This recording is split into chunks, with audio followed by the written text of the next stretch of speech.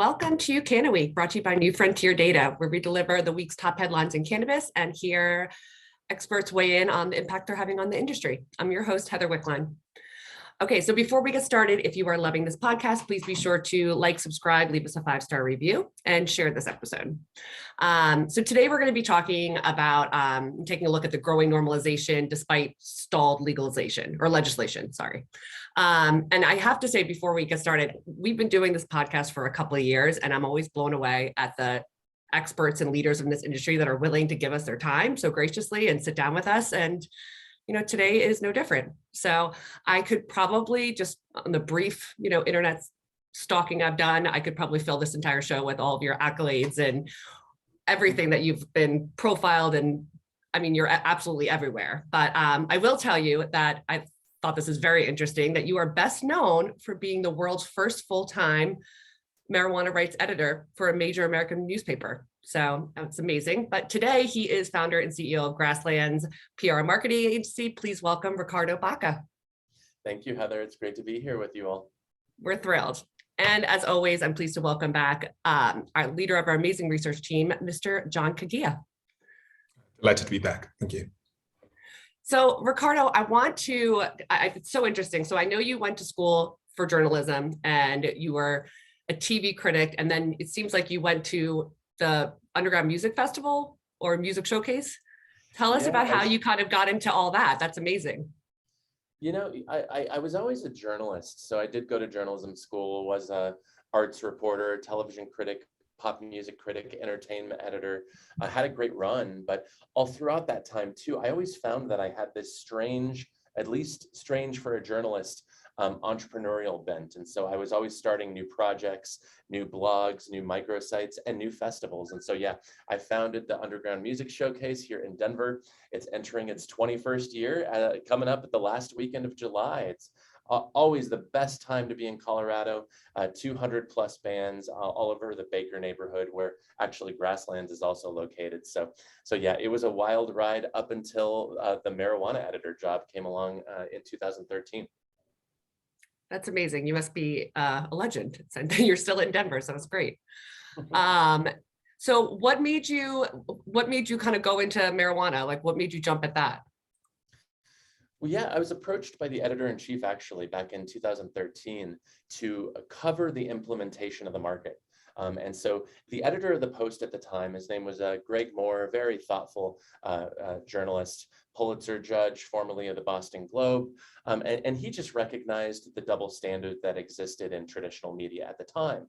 Because of course, the only time journalists were writing about cannabis was when something was going wrong. And oftentimes, a lot of mainstream journalists are responsible for repeating a lot of the prohibitionist propaganda coming from the federal government over the last 8 decades. And so he recognized there was this double standard, because he's like, hey, at the Denver Post, we have a beer blog and we talk about it in news sense, but also from a cultural and lifestyle reporting sense. And we should do the same exact thing for cannabis. And so he charged me to do that.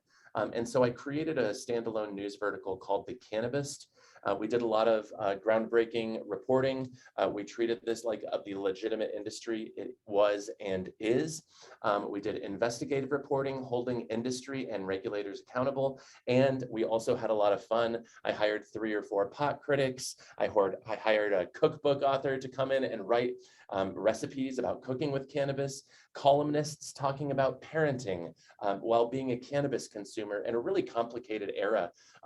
So that was The Cannabis. It was a product of the Denver Post, and I was lucky enough to lead that ship for 3.5 years. So it was kind of the first time a major metropolitan media outlet did that. And so it got a certain amount of attention back in 2013, 14, 15.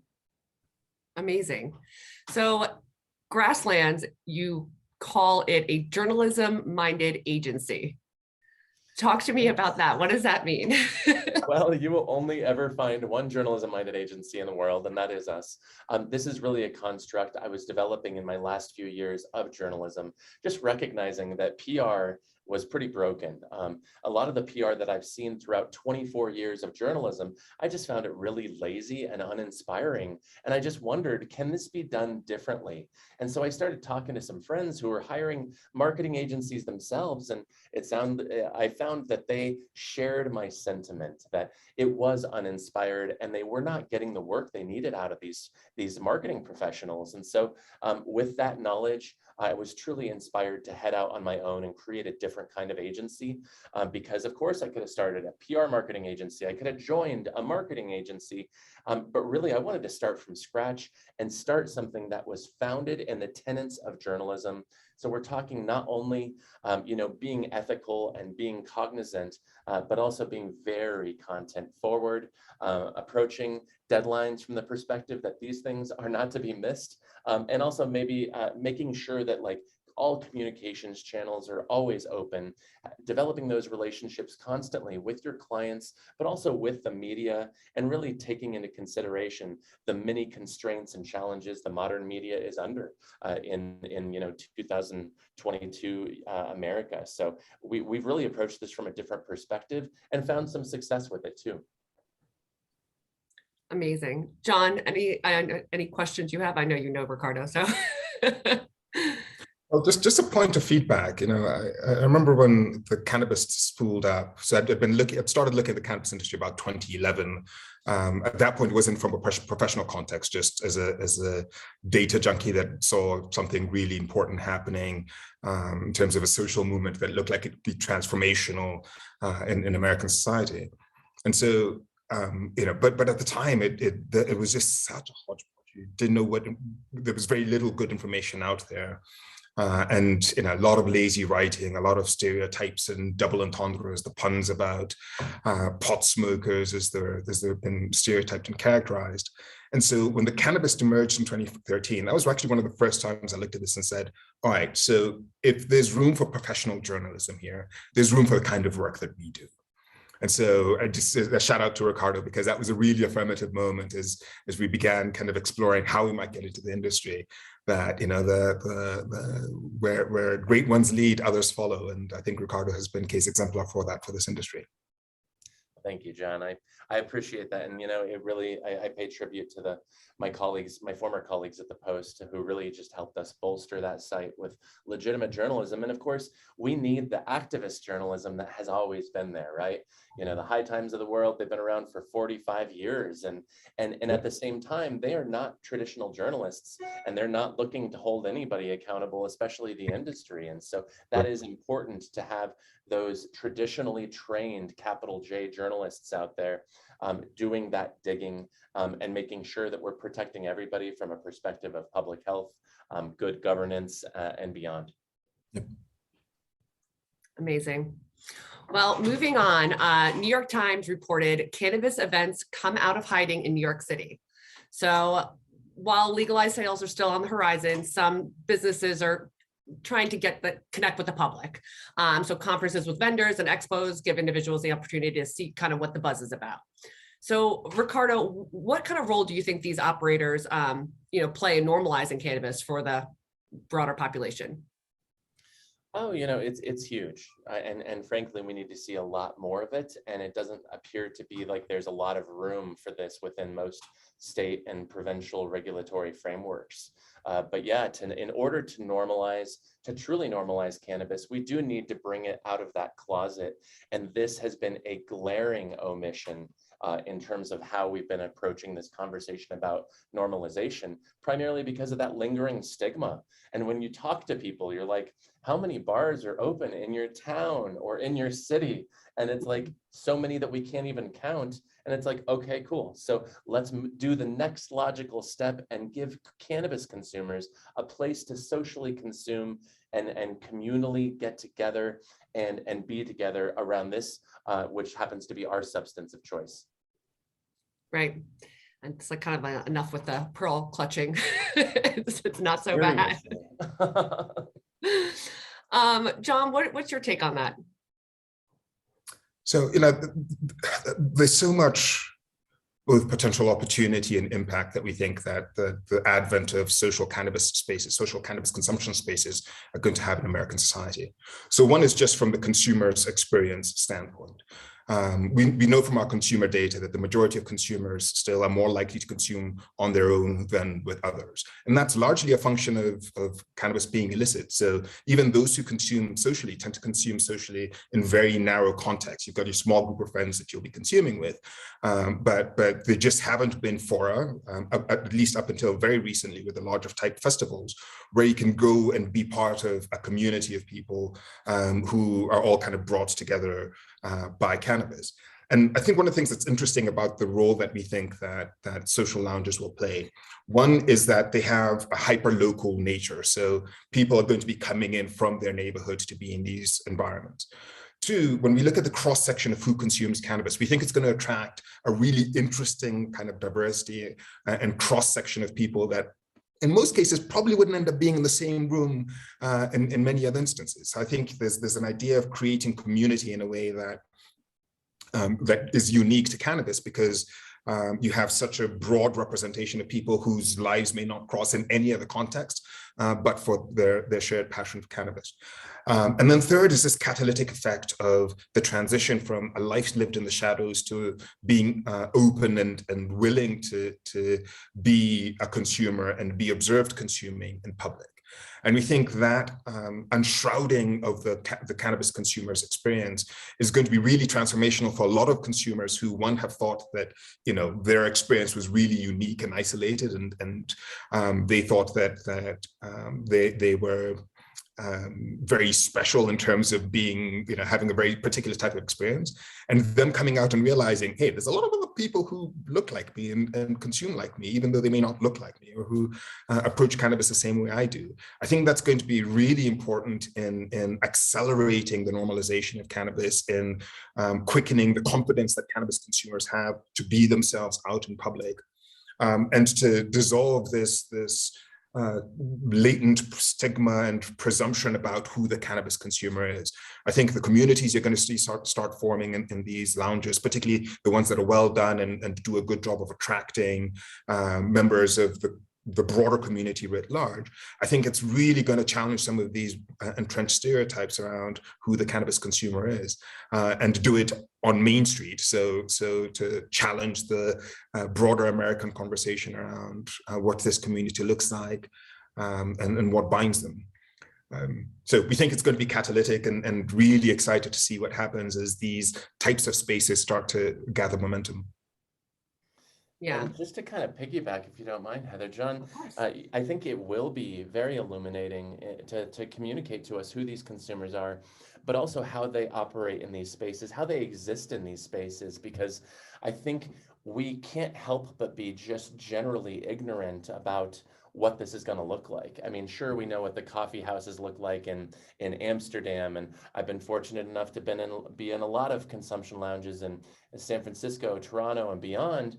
But you know, I think when we think about these, especially from a prudish prohibitionist perspective, we just kind of envision. I've heard regulators talk about how there's just going to be plumes of smoke barreling out the door when you open it, and that's just not going to be the case, because it's when you walk into a bar, unless it's like 1:30 a.m. on a Friday night, it's not necessarily like everybody's just ripped.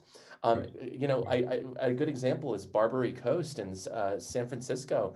That's a really well done consumption lounge. My first time there, I was kind of blown away because, yeah, a couple people were smoking.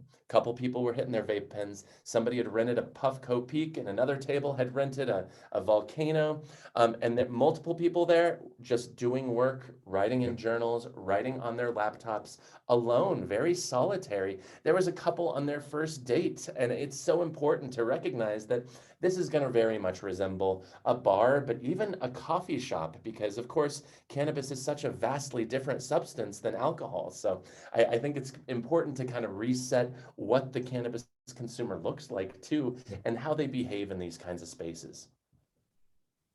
That's so That's true. such an important point, because, you know, I do think that the coffee shop and the bar are going to be our frames of reference for what this could be.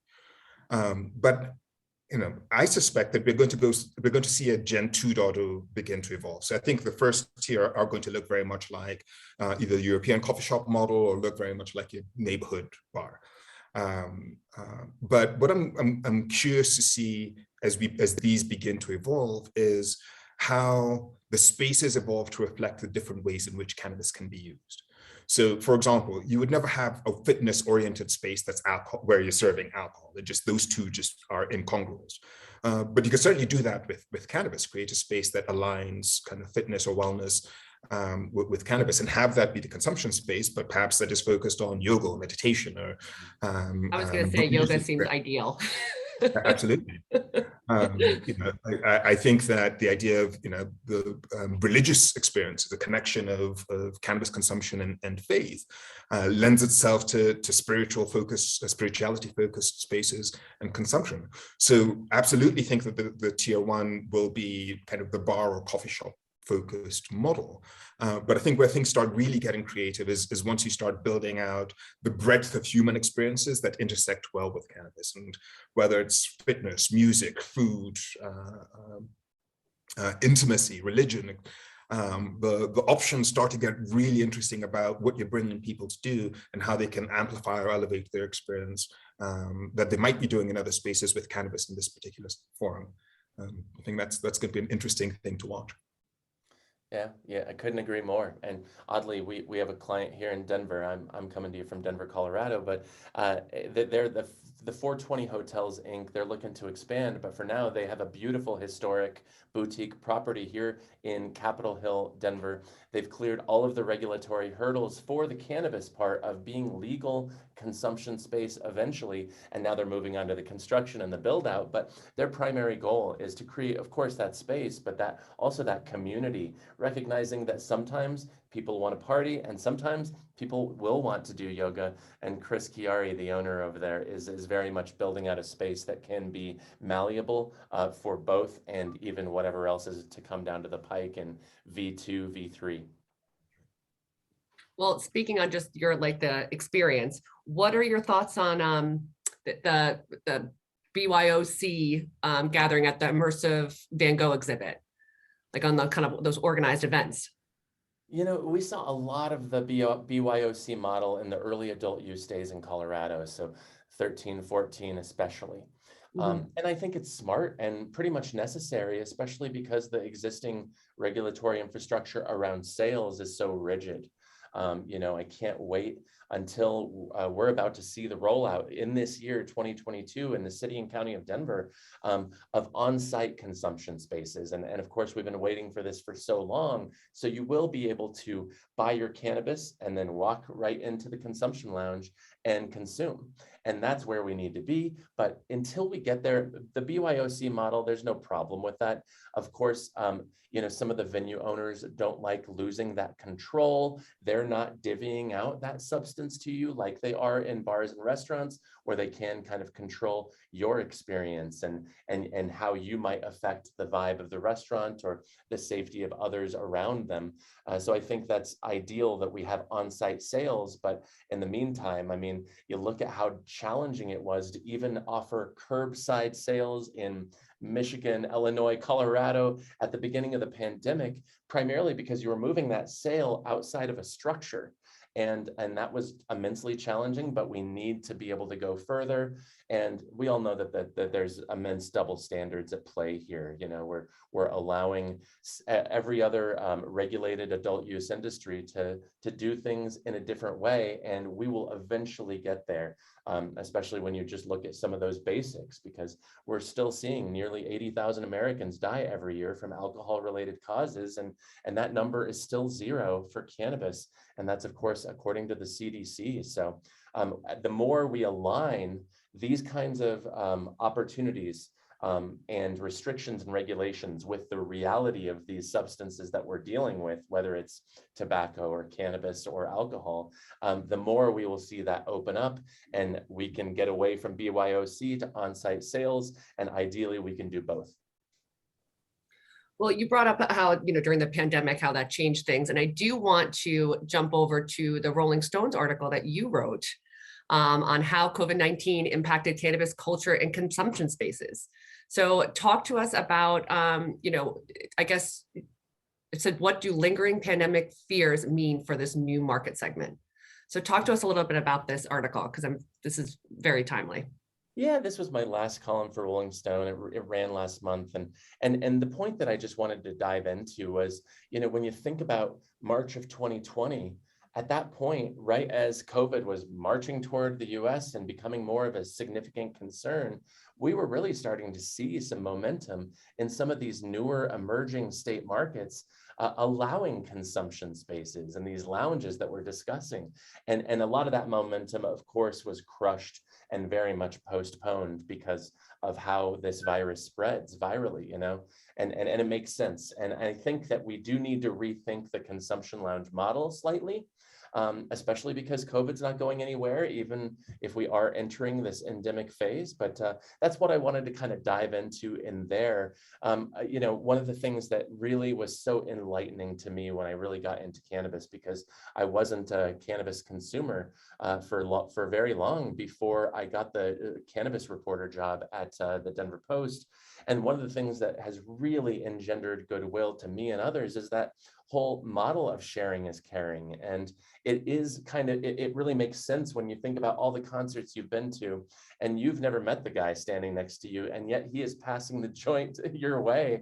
And I love that. And I think some of that sharing is caring has to be rethought, given where we are and where we will probably be for a long time.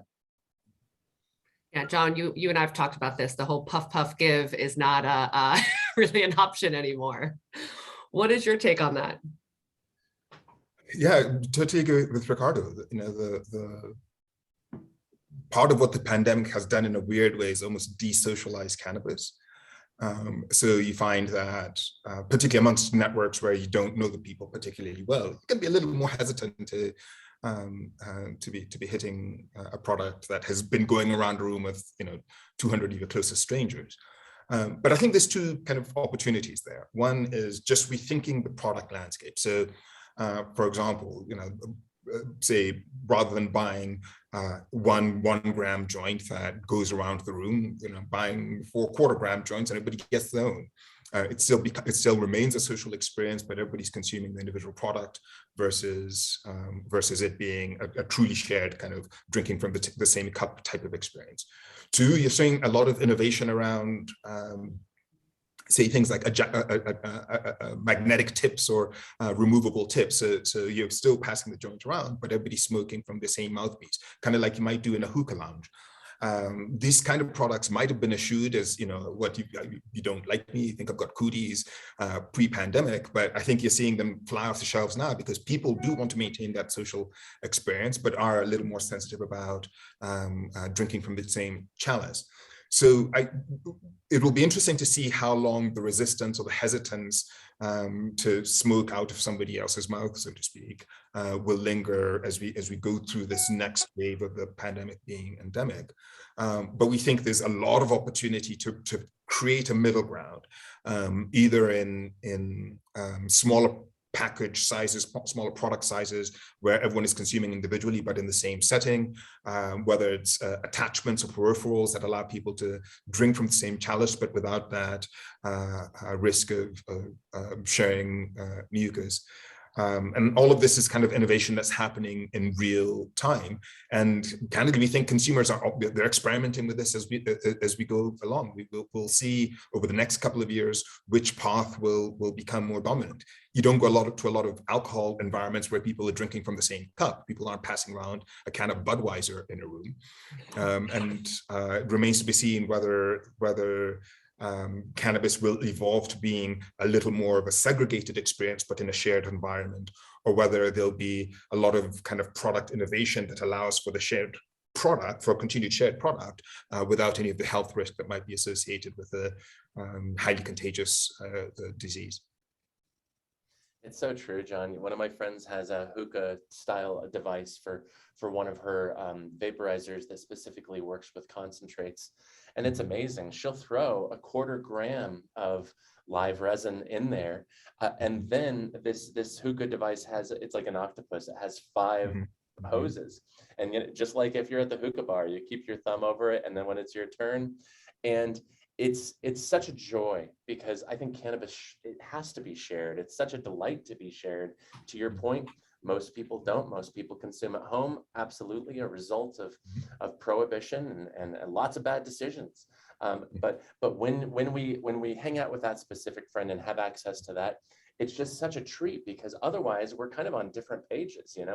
I have some edibles in my system, and I'm hitting my vape pen, and they might be combusting over there, and somebody else might have their Puffco Peak that they're kind of hoarding and keeping their germs to themselves. But here we're consuming all the same cannabis concentrate at the exact same time. And there's something special about that, just purely socially. I don't even know how to describe it or put it in words, but when you are experiencing the same exact substance and consumption methodology as everybody around you, it brings a certain same level that is difficult to accomplish, because so many of us have different consumption patterns and choices, preferences.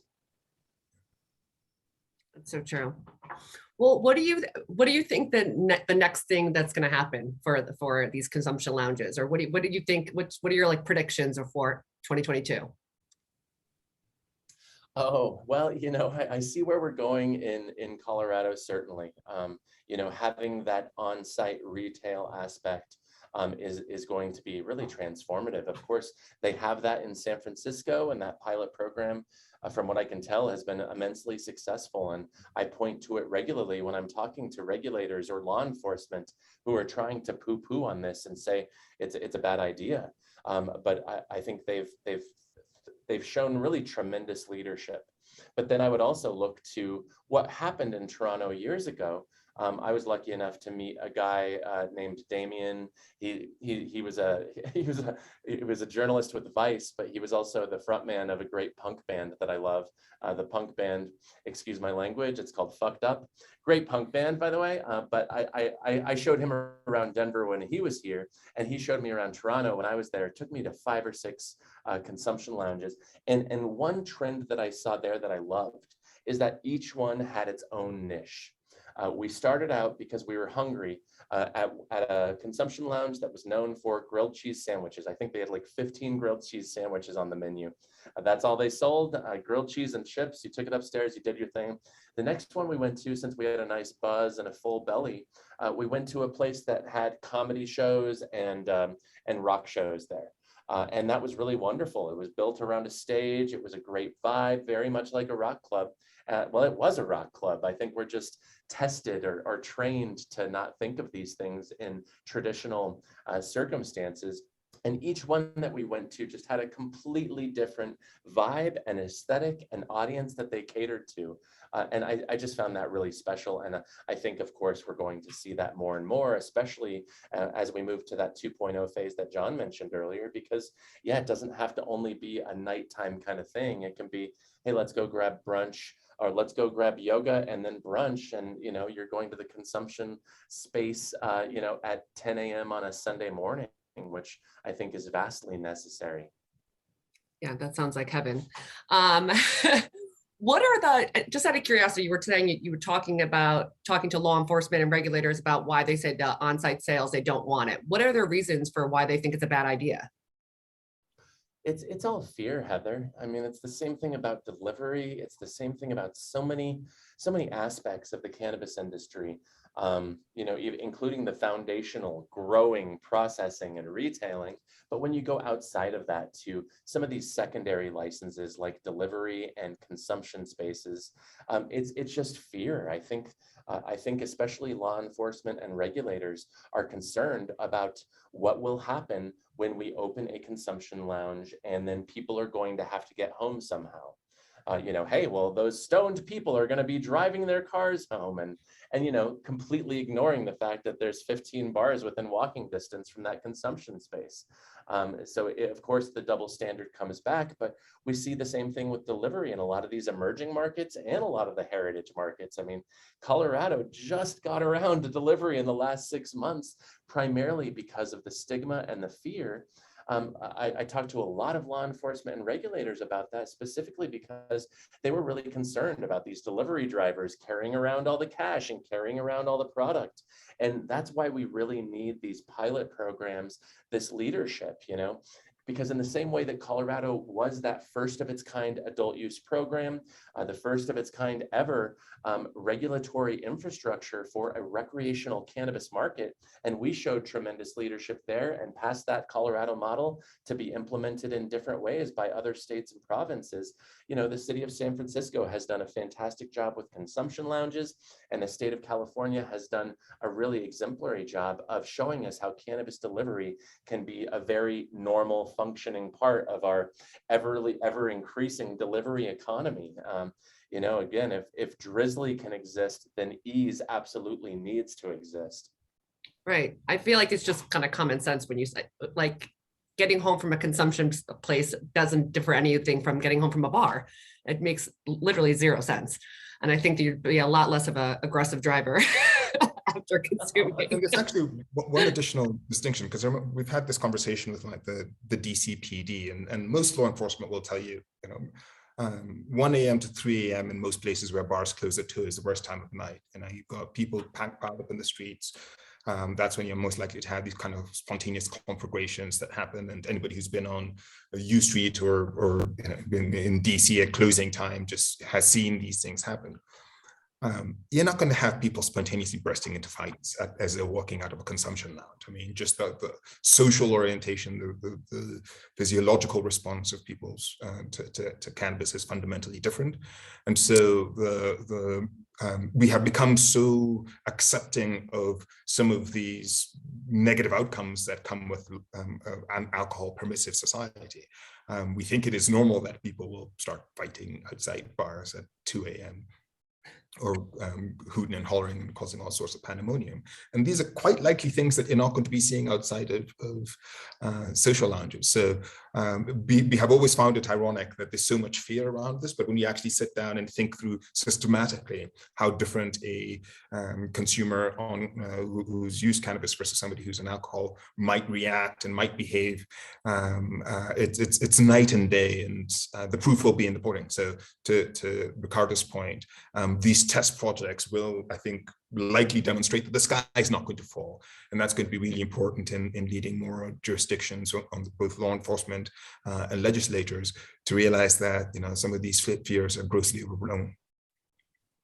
And it's also completely unrealistic, John, from the perspective of them assuming that everybody who leaves a cannabis consumption space is going to be so intoxicated that they cannot drive, because we know I can go out and have a couple beers with dinner and be fine to drive home. And if I have more, then I shouldn't be driving home. And of course, it's the same exact thing with cannabis, but we have to get over these 80 years of misinformation. Because of course, all of us were brainwashed as children, unfortunately.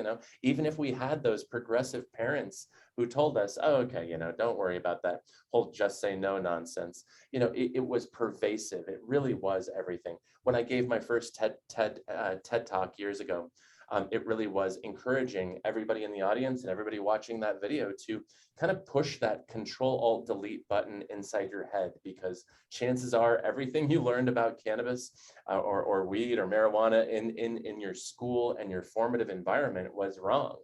And so we don't have to continue demonizing this plant anymore. I think we've started to move beyond it. And at the same time, we know that this process of normalization is going to take a very long time, especially because of this patchwork state-by-state infrastructure that we have. Yeah, it'll be interesting to see, I'm sure there'll be a lot more minivans parked outside of consumption places that people would not be expecting. There'll be some, moms and dads going in there. Heck yeah, carpool to the consumption lounge. Why not? Exactly. Well, thank you so much. This has been an amazing conversation. And we do offer our guests the ability to give a shout out to someone in the industry that you think is doing something great or inspiring. So I would love to give you that time. Give a shout out to anybody you want. Well, this is honestly off the top of my head, but because we are speaking about this subject matter, I want to give a shout out to a guy I know out in Las Vegas, because he is doing absolutely outstanding work at creating a very responsible and sensible infrastructure for consumption lounges. And it is Scott Rutledge, who does just fantastic work for the cannabis industry and other industries out there. Scott has worked with industry and with government in Clark County and Las Vegas City and Nevada State extensively to make sure that in the entertainment capital of the world, Las Vegas, we can consume cannabis together. And we can be tourists and walk into an environment and buy cannabis and consume it, whatever type of cannabis that is. I've been fortunate enough to get to know Scott over the years and just have tremendous respect for him, not only as a human being, he's a great guy, but also he's just really passionate about this, and he has been for years. And we need more people in acting as that bridge between industry and advocacy and government and regulatory over here. And I think he's just done a really masterful job. And we already see some of the fruits of his efforts rolling out in Las Vegas over the last year. And I know he's not stopped. And I just had a call with him probably 2 months ago, and he's still on that train and still pushing for it. So Scott Rutledge out there in the LV, props, man, you're doing great work. Awesome. Well, we need more Scots in the world, that means. Well, thank you both so much for your time. Thank you to our listeners for joining us at CannaWeek. Again, please be sure to like, subscribe, and if you really like us, leave a 5-star review. I am your host, Heather Wickline, and we will see you next time.